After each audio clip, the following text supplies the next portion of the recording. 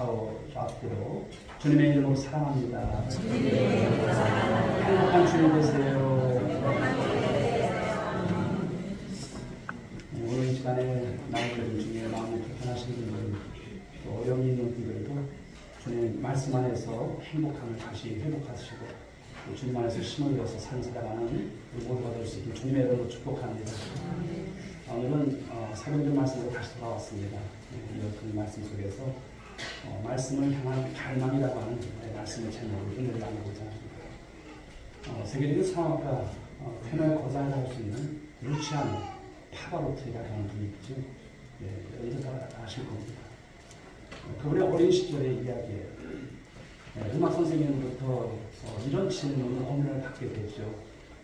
루치아노야, 너는 노래를 잘 하고 싶어 하는 사람이 되고 싶니? 아니면 노래를 사랑하는 사람이 되고 싶니? 이런 질문이었어요.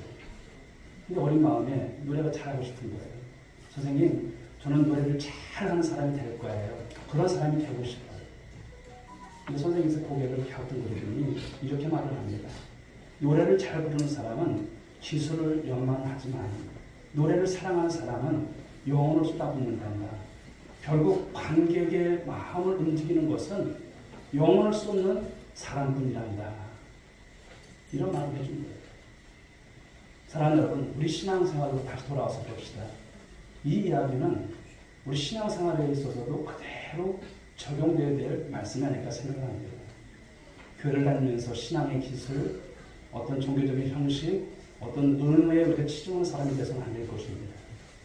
반면에 하나님의 말씀 그 자체를 간절히 사랑하고 영혼을 쏟아붓는 삶, 이런 삶을 하나님께서 사랑하신 줄 믿으시기 바랍니다. 말씀에 온 생명을 거는 삶, 그렇죠. 이 두 사람의 여러분 모습이 이렇게 대조가 되지만 어떨까요? 그 결과는 완전하게 차이가 난다는 것을 말씀합니다.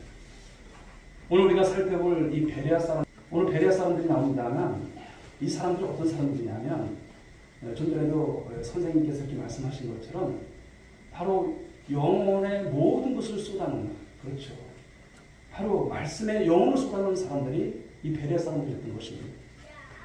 이들은 그 당시에 이 데살로니가 사람들과는 전혀 다른 복음의 태도를 보이고 있다고 하는 것입니다. 그렇다면 과연 오늘 말씀 속에서 그들이 보인 태도, 그들이 왜 신앙의 모델로 오늘 말씀에 등장하고 있나, 이 말씀에 대해서 우리가 깊이 들어가면서 한번 말씀을 나누고 이 말씀을 가지고 이왕 살아가는 인생 속에서 오늘 여러분 세상에 허접한 것에 마음껏 뛰지 마시고 말씀에 집중하여 삶을 살아가시고 말씀을 사랑하시고 말씀에 정말 우리가 가난 영혼을 통해서 열망을 갖는 우리 성도들이 될 수 있기를 주님의 이름으로 축복합니다. 우리 사도행전 말씀을 계속 보지만 이 교회가 어떻게 세워지는가를 볼 수가 있어요. 오늘 말씀의 배경은 2차 선교 여행 때, 바울의 2차 선교 여행 때의 일입니다. 바로 바울이 오늘 말씀 17장 1절부터 9절까지 말씀을 보게 되면 이 데살로니가에서 복음을 전했을 때 큰 폭동이 일어난 거예요. 그래서 결국은 어떻습니까? 베레아 지역으로 피신을 한 거예요. 피신을 한 거예요. 그런데 베레아 사람들을 와서 보니까 말씀을 전하고 보니까 이 데살로니가 사람들과는 복음을 받아들이는 태도가 달라요. 쉽게 말해서 예배를 드리는 태도가 다른 거예요. 여러분 지금 이 시간도 말씀을 듣는 여러분들의 모습 자신들을 한번 보십시오. 지금 난 말씀에 집중하고 있는가? 아니면 무엇인가를 우리가 생각하고 어딘가 빠져있는 모습은 아닌가요?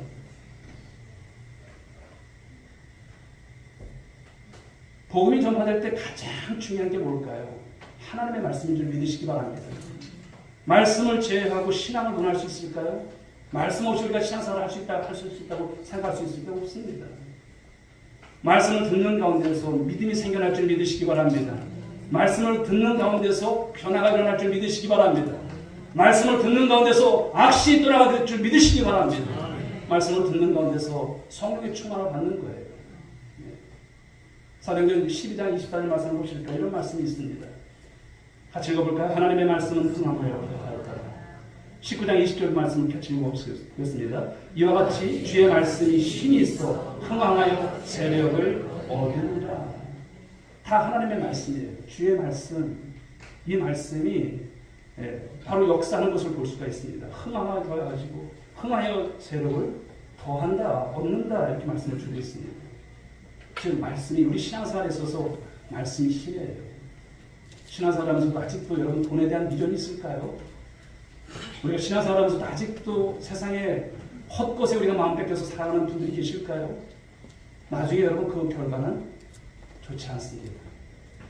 우리는 신앙인으로서 말씀이 힘이 되어지고 말씀의 힘을 통해서 일어난 바로 그러한 귀한 인생을 살아가는 저와 여러분이 될 줄 믿습니다. 그러한 사람이 세상을 이겨요. 여러분들이 세상에 무슨 힘으로 여러분 세상을 이깁니까?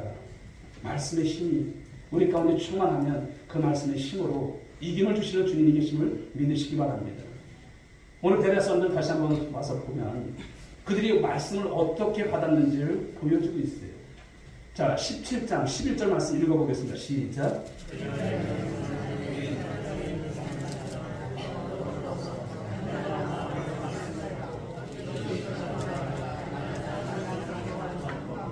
자, 베레아 사람들이 데살로니가 사람들보다 훨씬 더 너그럽고 적극적인 태도로서 말씀을 받았다는 것이에요. 여기서 핵심이 뭘까요? 말씀을 좀 했는데 간절한 마음으로 무엇을 받고 말씀을 받고 그 다음에 날마다 성경을 상고했다 이렇게 하고 있습니다. 즉 여러분 진리를 알고 싶어하는 목마름이 이 베레아 성도들에게 있었던 거예요. 그 영적인 갈망이 베레아 성도들에게 있었던 거예요. 여러분들이 오늘 예배에 나온 것은 어떤 이유일까요? 물론 여러분 주일이고 주일 성수에 대한 어떤 우리가 의무가 있고 또 하나 앞에 나와서 우리 예배를 드리는 것을 가장 우선순위 된 여러분 모습이라 생각합니다.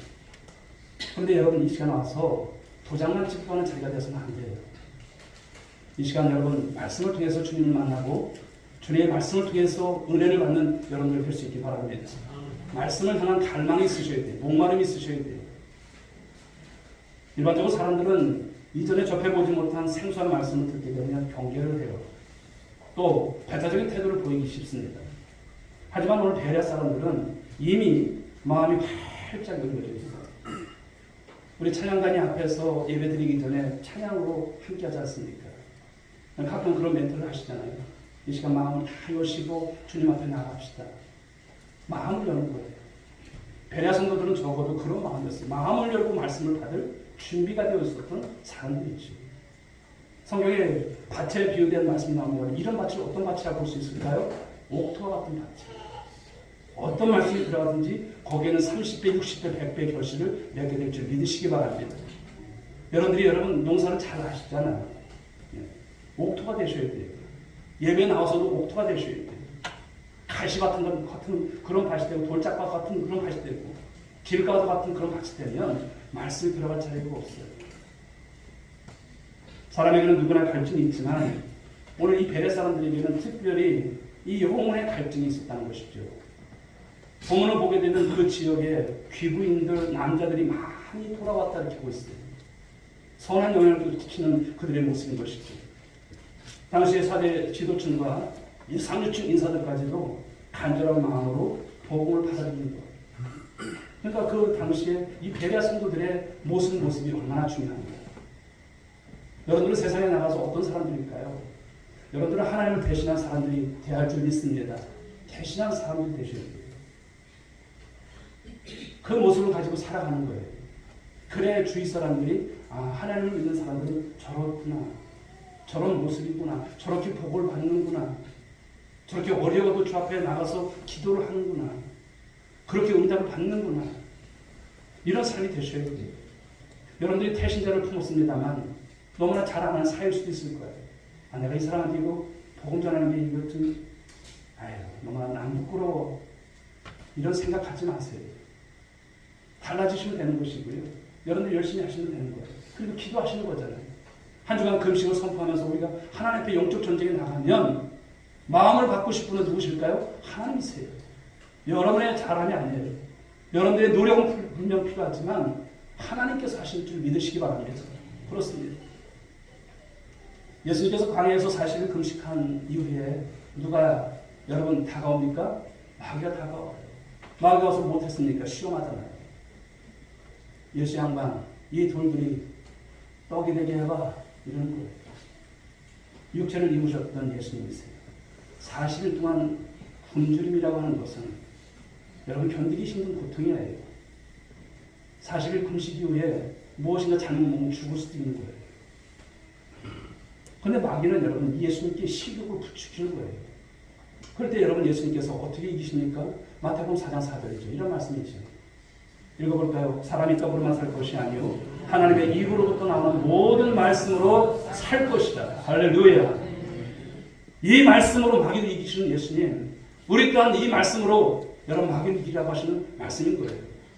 여러분 이것이 무엇을 말씀합니까? 주님은 강력하게 밀고 들어오는 이 육체적 시욕보다 말씀에 대한 이 영적 욕구가 더 강하셨다고 하는 것을 보여주는 거예요. 여러분 안에 이런 갈망이 있을까요? 아유, 목사님, 사는 것도 힘들어요. 먹고 사는 것도 힘들어요. 그런 말씀 하지 마세요. 이것이 아니에요. 비록 내가 굶주릴지라도, 내가 몸이 아플지라도, 말씀에 대한 갈망이 있을까라는 거예요.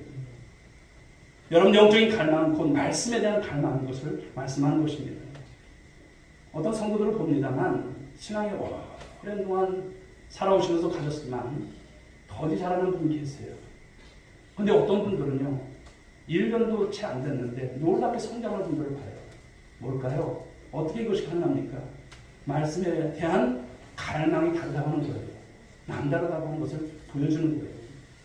말씀을 듣는 것을 세상 그 무엇보다도 즐거워하고 말씀의 맛을 본 자들은 여러분 아무리 멀어도 찾아가는 거예요.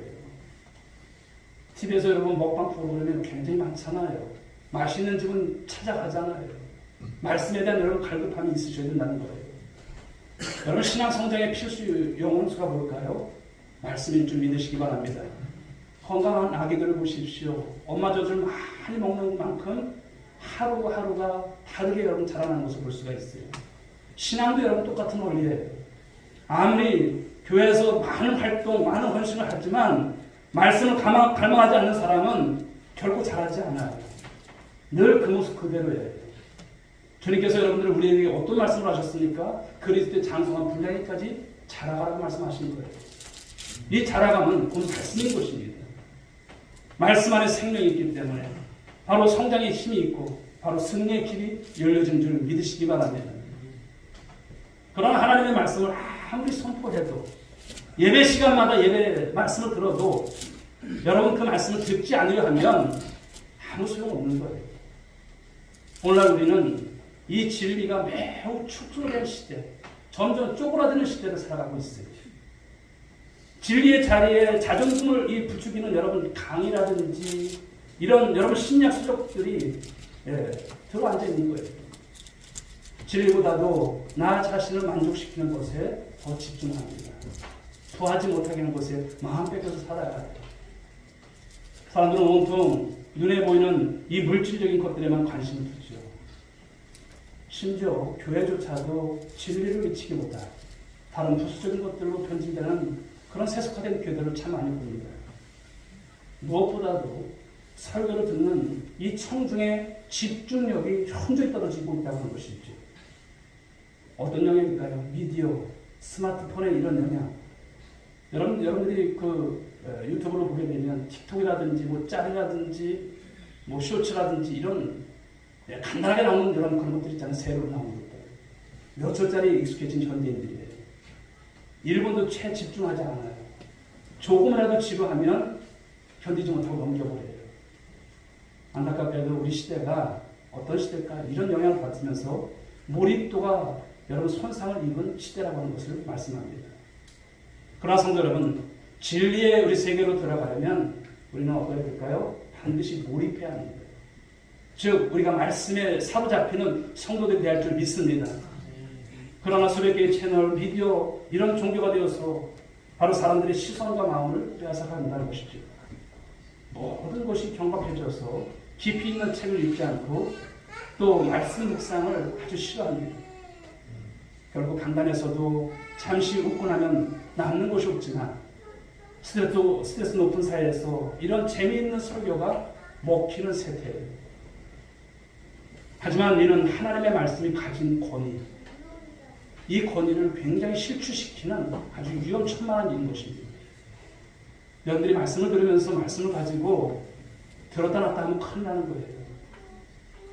하나님의 말씀을 받는 시간이죠. 이 말씀을 받는 시간.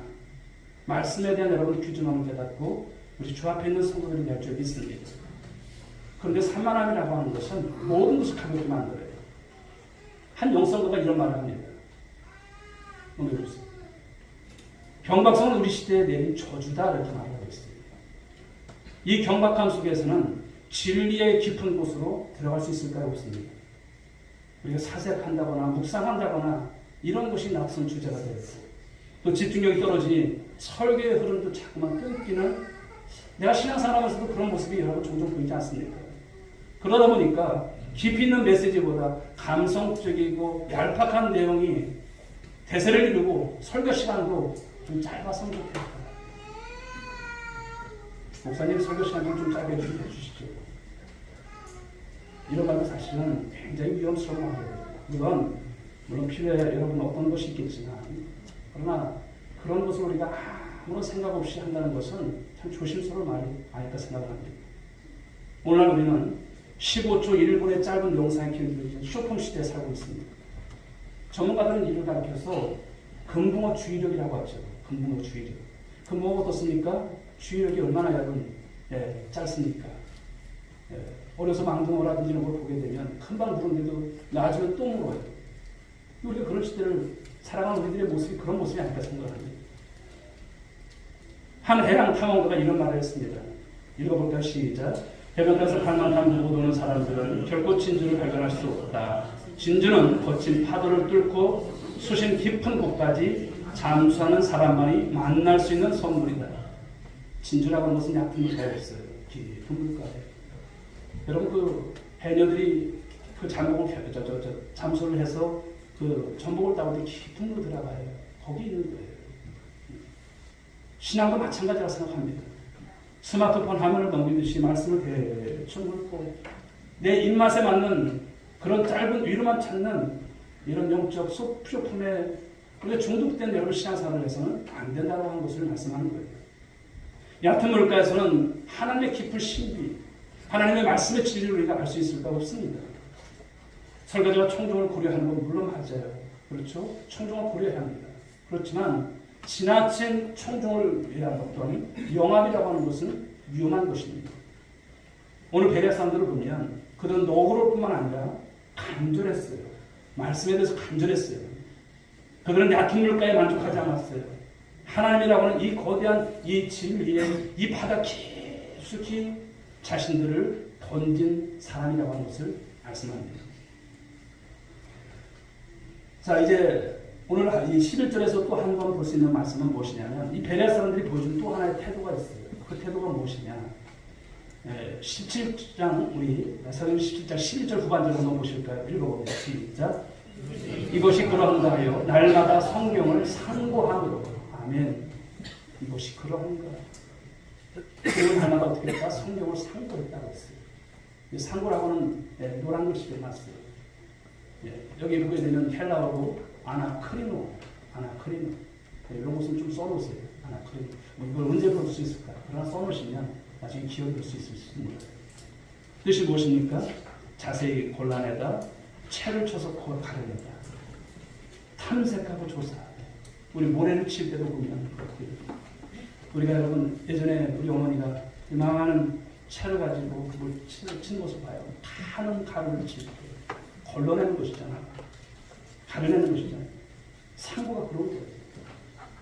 오늘 베레아 사람들은 이 바울의 설교를 그냥 대충 듣지 않았어요. 그리고 끝내지 않았어요. 무엇입니까? 구약의 말씀들, 구약 성경을 자세히 살펴보고 이 본래의 의미를 놓치지 않으려고 노력했다는 것을 말씀하는 거예요. 집에 돌아가서도 오늘 설교 말씀 좋았네. 이것이 아니에요. 그 말씀에서 더 깊이 알고자 끊임없이 탐구하는 모습이 이 베레아 성도들에게 있었다는 것을 말씀하는 거예요. 여러분 성경이 가벼운 책일까요? 여러분 이 성경이 누구의 책입니까? 하나님의 말씀이 들어있는 하나님의 책이지 않습니까? 여기에 어떤 단어 하나라도 우리가 놓칠 수 있을까요? 없습니다. 이 단어는 좀 없었으면 좋겠어요. 물론 여러분 성경을 보게 되면 부끄러운 이야기도 막 나와 있고 그래요. 있는 그대로 다 나와 있는 것입니다. 요즘 교회에서 우리 교회도 마찬가지겠지만 통독을 하지 않습니까? 성경을 역사서로 통독을 합니다만 그러나 성경을 우리가 읽을 때도 제가 몇 가지의 주의사항을 여러분들이 말씀을 드렸어요. 성경을 읽을 때 기도하시고 가능하면 또 찬양도 하시고 또 말씀을 읽고 나서도 이 말씀 속에서 내게 주신 메시지가 무엇인가 묵상하고 상고해보라고 말씀을 드렸을 거예요. 그냥 읽는 거 그냥 하루 1독, 완독, 몇일차 완독 이거 카톡에 올리는 것이 전부가 되면 안 돼요. 그렇죠? 성경을 통해서 하나님의 귀한 메시지 그 말씀을 더 알고자 하는 진지한 노력들이 동반되어질 때 하나님께서 말씀을 통한 은혜를 주실 줄 믿으시기 바랍니다. 우리가 말씀을 들을 때요 어떤 것이 필요하냐면 의심이 필요해요. 의심. 그러나 그것이 의심을 위한 의심이 아니라 믿음으로 가기 위한 어떤 과정 속에서 의심이라면 필요한 거예요. 말씀이 그러한가? 그렇죠. 의심이에요. 그러나 부정적인 것으로 여러분 그냥 어떤 결론을 내려고 하는 그런 의심이 아니죠. 겸손한 태도를 가지고 정말 말씀을 더 알고자 하는 것. 열린 마음이 중요한 것입니다. 인간의 이성이 하나님의 말씀에 서려고 해서는 안 되고요. 언제나 우리는 말씀을 대할 때마다 신실한 마음으로 다가가는 모습이 필요할 줄 믿습니다. 또 갈급한 심령만으로는 안 돼요. 무엇이 필요할까요? 분별력이 필요한 거예요. 말씀을 통해서 분별력을 합니다. 여러분들이 배가 고프다고 해서 그냥 냉장고에 날짜가 한참 지난 것도 생각하지 않고 그냥 먹는 분 계실까요? 없죠. 잘못 먹으면 탈이 납니다. 이 분별력이 약하게 되면 많은 사람들이 어떻습니까? 이단에 넘어가는 거예요. 하나님의 교회 가고 신천지 가고 그렇죠? 분별력이 약하게 되는 거예요. 인터넷상에서 보게 되면 자극적인 용어로 호기심을 유발하는 설교가 넘쳐나요. 들어보면 뭐 좋은 설교도 있습니다만 그러나 우리가 검증되지 않은 설교들도 굉장히 많다고 하는 거예요. 우리에게 아멘으로 반응하는 이 열린 태도만큼 정확한 분별력이 요구되는 그런 시대를 살아갑니다. 오늘 베레아 사람들처럼 이것이 정말 그러합니다. 바로 이것이 날마다 성경을 상고할 때 우리에게 주시는 은혜가 아닐까 생각합니다. 진리를 바르게 전해야 하는 이 설교자의 책임도 여러분 정말 막중합니다만 이를 받아들이는 청중의 책임은 있을까요? 없을까요? 여러분들이 말씀을 듣지만 책임이 있을까요? 없을까요? 책임이 있는 거예요. 말씀을 전하는 거 오늘 목사님의 설교가 참 좋았네 평을 하는 것이 아니라 나는 말씀을 준비하면서 말씀을 받을 준비를 하면서 나는 어떠한가도 준비되는 모습이 필요한 것입니다. 그러므로 좋은 설교자는 누가 만듭니까? 좋은 설교자는 좋은 청중이 만드는 거예요. 우리 오늘 교회가 그런 교회가 되길 간절히 소망합니다. 할렐루야. 성도들이 평소에 성경을 읽고 공부하지 않으면 선포되는 말씀이 바른지 알 길이 없어요. 기독교는 여러분 이성의 작용을 무시하는 비지성주의가 아니죠. 그러므로 사랑하는 여러분 말씀을 들을 때 질문하십시오. 속으로 질문하십시오. 우리 이 시간에 여러분들이 목사님 질문 있어요. 이러면 안 되지만 말씀을 들을 때 속으로 질문을 해보십시오. 묻지마 따지지 마시게 어떤 신앙은 잘못된 것입니다. 우리가 질문할 때 성경이 말씀에 답을 줄까요? 주십니다. 처음엔 잘 몰라요. 읽고 또 읽고 설교를 듣고 또 듣고 하다 보면 말씀에 답이 오는 거예요. 왜 하나님께서 우리들에게 이렇게 살라고 하시는가? 이해가 되지 않을 때도 있어요. 그런데 그 말씀 속에서 또 묵상하고 기도하다 보면 답을 주시는 거예요. 때로는 하나님의 음성, 내적인 음성을 통해서 우리를 위로하시는 거예요. 우리의 눈물을 하시는 주님께서 우리를 만져주시는 거예요. 우리가 고통스러운 그 삶 속에서 울 때 여러분 있지 않습니까? 그때 하나님께서 우리에게 힘을 주시는 거예요. 내가 있지 않으면 왜 있지 않니? 말씀을 주시는 거예요. 바로 상고한다는 것이 어떤 뜻인지 아시겠죠? 말씀을 가지고 또 보고 묻고 또 묻는 것입니다. 설교자 청중이 함께 본문 안으로 들어가서 메시지를 찾아가는 이 과정이 필요한 것입니다. 그런데 이때 주의할 것이 무엇이냐면 우리 안에 잠재되어 있는 잘못된 욕망인 것이죠. 욕망. 말씀을 들을 때 내가 듣고 싶은 말씀만이 아니라 하나님께서 들려주시는 말씀으로 잘 듣는 자세와 훈련이 필요할 줄 믿으시기 바랍니다. 말씀은 내 생각에 동해주는 것이 아니에요. 말씀이 우리에게 임할 때 내 생각의 틀을 깨뜨리는 것이 말씀인 것입니다. 그래서 정직한 말씀은 때론 우리 귀에 거슬려요. 때론 내 마음에 그것이 아픔이 되고 상처가 될 때도 있어요. 하지만 그 충돌이 우리를 진리의 길로 이끌어 주심을 믿으시기 바랍니다. 잘 전하는 설교자와 잘 듣는 청중이 만나게 되면요, 은혜가 폭발적으로 일어납니다. 성령의 역사가 일어나는 것을 볼 수가 있습니다. 우리 가끔 음악회를 보면 어떻습니까? 연주자와 관객이 하나 되어서 몰입되듯이 우리의 말씀의 세계에서도 이런 완전한 몰입의 은혜가 있기를 간절히 소망합니다.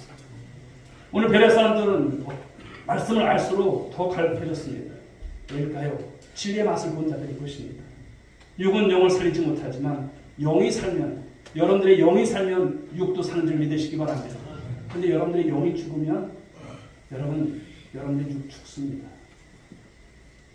따라서 우리는 말씀을 대해서 수동적인 태도를 버리고 적극적이어야 합니다. 성경에 따르면 많은 신자가 10여 명이나 사복음 숫자 제대로 구분하지 못할 정도로 말씀에 무지했다고 말합니다. 이것은 말씀에 대한 게으름인 것입니다.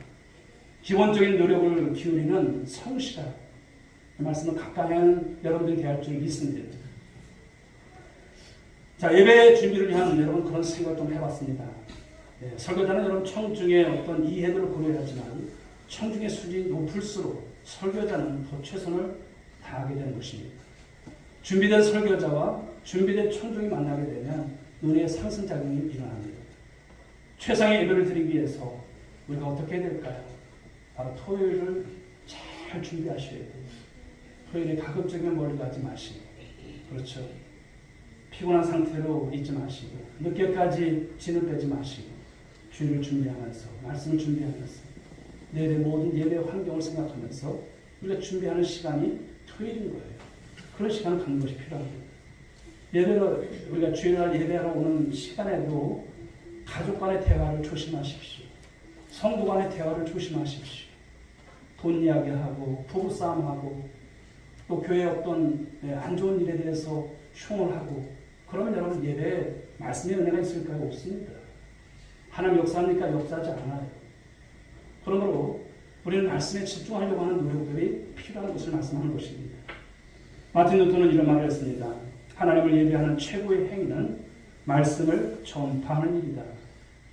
그만큼 말씀 전파와 듣는 일, 이것이 예배에 있어서 가장 중요함을 말씀하고 있습니다. 자, 이제 영혼을 살리는 말씀의 능력에 대해서 좀 나눠보고자 합니다. 오늘 설교자와 청중이 함께 이 말씀의 비경 속으로 들어가는 것보다 복된 일은 없는 것을 말씀하는 거예요. 말씀을 한 번 듣고 끝내지 마시고, 말씀은 어떻게 될까요?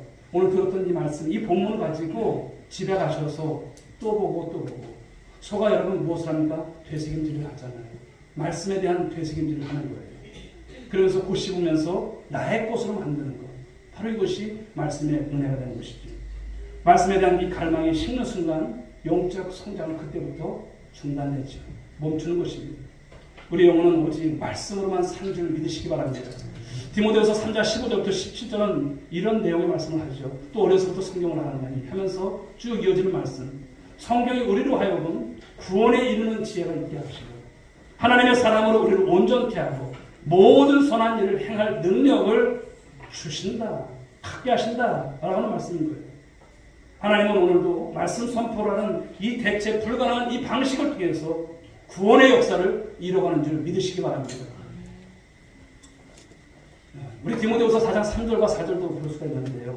이 진리를 붙들어야 할 이 혼란한 시대에 우리가 어떻게 삶을 살아가야 된다고 말씀합니다. 때가 이르게 되면 사람들이 바른 교훈을 받지 않는다는 거예요. 허탄한 이야기를 따라간다는 말씀을 하셔요. 경고하는 것이죠. 오늘날 여러분 세상에 혼란한 이유가 뭘까요? 그것은 진리가 진리로 드러나지 않기 때문에, 믿음의 사람들이 진리의 삶 가운데 드러난 삶을 살지 않기 때문에 그런 것입니다. 그리스도인들조차도 여러분 진리에 대해서 어둠 가운데 있으면 누가 빛을 발한다는 말입니다. 사람들은 온갖 많은 주의들과 서로 싸우지만 하나님의 말씀은 세상의 모든 논리를 뛰어넘는 바로 완전한 진리가 된 줄 믿으시기 바랍니다. 사랑하는 성도 여러분, 신앙생활은 어떤 생활일까요? 말씀 생활이에요. 말씀을 떼어서는 살 수 없습니다. 말씀이 우리를 이루는 곳까지만 또 우리의 신앙은 전진할 수 있다고 합니다. 말씀이 가는 곳까지 가시고요. 서라면 서시고 이런 삶이 되어야 할 줄 믿습니다. 이제 결론의 말씀을 드리겠습니다. 사랑하는 성도 여러분, 여러분들 한번 보십시오. 최근 여러분들이 무엇에 푹 빠져 있습니까? 무엇이 여러분들의 삶을 지배하고 있습니까? 정보의 홍수 속에서 정작 무엇에 우리의 마음을 내어주고 있습니까? 사랑하는 여러분, 우리는 하나님의 말씀에 푹 빠지는 성도들이 되어 줄 믿습니다. 할렐루야. 말씀으로 배부른 자들이 될 수 있길 여러분 축복합니다. 우리가 말씀대로 살지 못하면 결코 여러분 우리의 삶은 변화되지 않아요. 세상은 변화되지 않습니다. 오늘 말씀에 나온 이 베레아 사람들을 우리 본받는 성도들이 될 수 있길 바랍니다. 하나님의 말씀을 간절히 구할 뿐만 아니라 날마다 말씀을 상고하여 그 진리를 제대로 알고 그 안에서 살아가기를 소원하는 우리 성도들 한 분 한 분이 되기를 주님의 이름으로 축원합니다. 떡이 아닌 생명의 말씀으로 살아나시고 그 능력으로 세상을 이겨나가시는 우리 오늘의 교회 성도들 모두가 될 수 있기를 주님의 이름으로 축복합니다. 축복합니다.